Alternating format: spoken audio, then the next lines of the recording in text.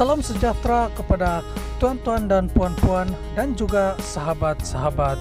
Saya ucapkan ribuan terima kasih kerana sudah meluangkan masa untuk singgah dan menonton video di channel ini.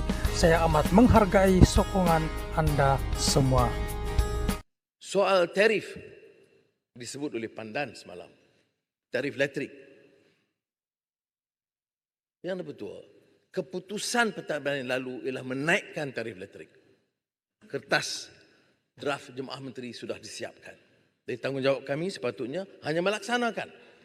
Tetapi bila saya baca, ini bertentangan dengan dasar kita. Bagaimana mungkin dalam keadaan kos sara hidup begini, rakyat terbeban, kita naik kadar elektrik. Walaupun kita akui dari segi ekonomi, ia satu keperluan kerana kerajaan untuk 1 tahun tidak mungkin membayar 30 bilion ringgit dan untuk suku pertama 10 bilion ringgit. Menampung keperluan ini. Tetapi bila meneliti semula, saya tidak sanggup meneruskan, maka kadar elektrik tidak dinaikkan bagi keperluan domestik, bagi SMEs, bagi keperluan pengeluar pertanian. Akan dinaikkan hanya bagi pengeluar syarikat-syarikat besar seperti multinational corporations, syarikat-syarikat yang gergasi yang punya keuntungan bilion ringgit. Dan itu yang kita putuskan, ada anjakan. Dia tidak benar kalau kita katakan 2 minggu ini kita tidak lakukan apa-apa. Ya. Tentunya hal-hal yang lain yang dikatakan gimmick dan sebagainya, itu penting dan memberikan petanda yang betul bahawa kita serius. Termasuklah kereta yang dipesan oleh Pagu. Ini ada rekod ya, untuk Sepangku. Kemudian tidak diteruskan oleh BERA kerana kesuntukan masa sebelum pilihan raya. Dan saya gunding untuk batalkan. Itu kenyataan. Putrajaya. Ini bukan rekaan. Rekodnya ada. Bedanya saya sebagai ketua pembangkang dan saya di sini, saya boleh baca rekod dalam fail dan nota. Tetapi saya tidak mahu panjang ke perkara ini, yang kerana ini ada kaitan dengan tadbir urus. Ini soal 600 bilion ringgit. Ini tunjuk apa maksud saya. Yang menyebut 600 bilion ringgit itu tak dalam bentang di Parlimen, itu Pagu.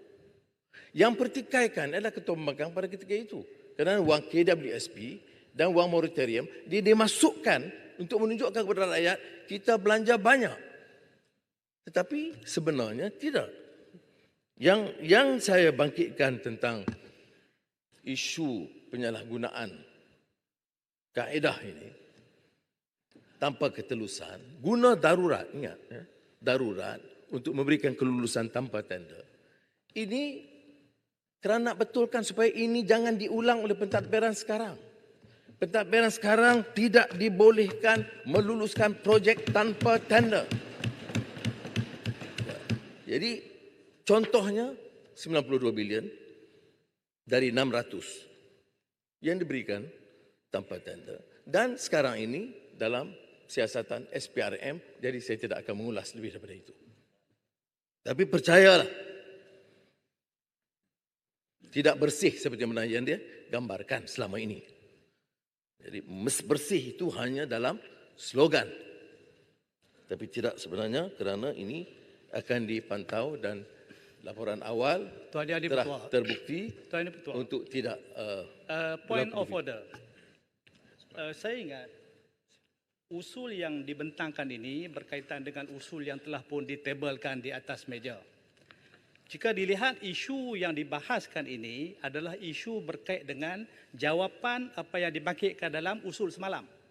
Baik, 33.1 menyebut bahawa sebarang perbahasan yang telah pun diputuskan maka selesailah, iaitu 33.2. Yang di-Pertua telah membuat ruling dah atas keputusan tadi, menerima perbahasan berkaitan dengan usul undi percaya. Jadi saya kira jika Perdana Menteri ingin menjawab segala perkara yang dibangkitkan kemarin, ia ditutup dah dengan kemarin. Hari ini kita nak ulang balik. Jadi apa kata kalau di peringkat pembangkang akan usulkan semula perkara-perkara yang berkaitan dengan isu baru. Baik, jadi saya pohon supaya yang di-Pertua melihat balik 33.1 dan 32. Sudah pun ada keputusan. Terima kasih, Yang Hormat. Baik. Sekarang Menteri sedang menerangkan apa kaitan benda yang diusulkan dengan apa yang berlaku dan akan berlaku. Tak, Jadi maksud saya isu ni sepatutnya diulas Terima malam. kasih. Terima kasih. Silakan Menteri. Siapa makan cabai dia rasa pedas. Pak Jelun, saya setuju. Yang saya bincangkan ini adalah peruntukan yang diluluskan. Ini bukan keabsahan. Cuba dengar baik-baik. Saya kata siasatan yang berkait dengan kelulusan yang dibuat dan sekarang diteliti semula kerana ada beberapa pelanggaran dan ini urusan SPRM. Dia tidak ada kaitan dengan keabsahan semalam yang sudah beres dan saya ucap terima kasih. Baik. Dan ini juga berkait macam disebut, umpamanya ada yang katakan soal judi tidak ada kaitan. Ada kaitan. Kerana bila kita turunkan dari 22 ke 8, kerajaan kehilangan 150 juta ringgit. Tapi yang saya bangkitkan, mengapa boleh biarkan perkara ini berlaku? Dari 8 naik 22. Dalam masa satu hari, saya jadi Menteri Keuangan, saya arahkan apa alasan dia? Kerana soal dana, keperluan dana. 120 juta tapi tentunya habuan banyak. Itu yang saya kaitkan tapi kerana saya nak redakan suhu politik ini saya tidak mau kait kerana saya tidak fikir ini terkait dengan PAS. Tapi parti sekutu itu ada yang dalam kerajaan. Bekas Menteri Keuangan dan Perdana Menteri ada di sebelah sana. Ya, betul. Bekas Menteri Keuangan ada, bekas Perdana Menteri pun ada, bekas Menteri PAS pun ada. Jadi sama-sama kita pikul tanggungjawab. Tapi sekurang-kurangnya Pasir Mas, saya lakukan segera untuk balik kepada asal 8 sementara Kementerian Kewangan. Sekejap. Jelas pasal judi tadi. Saya akan bagi pendang. Dia memang duduk dulu. Dia suhu tu kena rendah. Saya turunkan dulu kerana balik kepada asal dan sekarang Kementerian Kewangan kaji apakah keperluan meneruskan 8 cabutan khas. Jadi pegawai Kementerian Kewangan menasihatkan saya bagi peluang supaya mereka dapat cerakin jumlah yang sebenarnya kehilangan dan apa yang ganti pendapatan yang boleh menampung keperluan yang lama. Boleh pendang. Terima kasih Yang Amat Berhormat Perdana Menteri Tambun. Terima kasih Tuan Ketua bagi peluang. Berkenaan dengan judi daripada 22 ke 8 dan daripada 8 ke 22. Yang Amat Berhormat Tambun, pada masa ketika itu Timbalan Menteri Kewangan.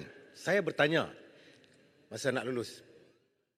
Saya bertanya Timbalan Menteri Kewangan daripada UMNO pada ketika itu, bincang tak dengan siapa ni? Dia kata ini tak perlu bincang dalam kabinet, hanya dengan Menteri Kewangan saja. Jadi kalau macam tu tak adil pada kami. So, itu saya terus tanya. Sepatutnya kita bincang dan kita buat keputusan. Saya bukan faham. takat daripada 22 turun ke 8. Saya dan bagi luar biasa pada pendang ni sebagai sahabat lama, walaupun ini bentang usul tak boleh bahas. Dia kena tunggu habis. Tak apa. So okey. Terima kasih. Dan saya setuju sebab itu saya kecualikan PAS di sini. Cuma menteri collective responsibility bertanggungjawab, ya. Tetapi saya tahu kalaulah umpamanya saya percaya. Datuk Speaker, saya nak minta sikit penjelasan. Tak apa, sekejap. Dia tak ada penjelasan. Bentang usul tak ada Sikit penjelasan. penjelasan. Ini saya ketua majlis bagi ruang yang melanggar peraturan sikit ni. Ya. Saya percaya kalau dibentang di Jemaah Menteri, sahabat-sahabat daripada PAS akan bantah keras. Saya setuju. Cuma bila diluluskan, dah diketahui dan saya bawa di Parlimen. Sepatutnya dibawa, dia dibantah keras. Tapi tak apa, itu sudah berlalu. Yang pentingnya sekarang Menteri Keuangan dah turunkan dan kaji untuk rationalize apakah perlu cabutan khas ini. Baik.